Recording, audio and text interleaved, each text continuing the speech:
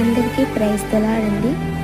ఈరోజు దేవుని వాగ్దానం, మీరు నేర్చుకునిన ప్రకారముగా విశ్వాసమందు స్థిరపరచబడుచు కృతజ్ఞతాస్తుతులు చెల్లించుటయందు విస్తరించుచు ఆయన యందుండి నడుచుకొనుడి. కొలసీలకు రాసిన పత్రిక 2వ అధ్యాయము 7వ వచనం. ఈ యొక్క వాగ్దానము మీ అందరి జీవితాలలో నెరవేర్చునుగాక. ఆమేన్.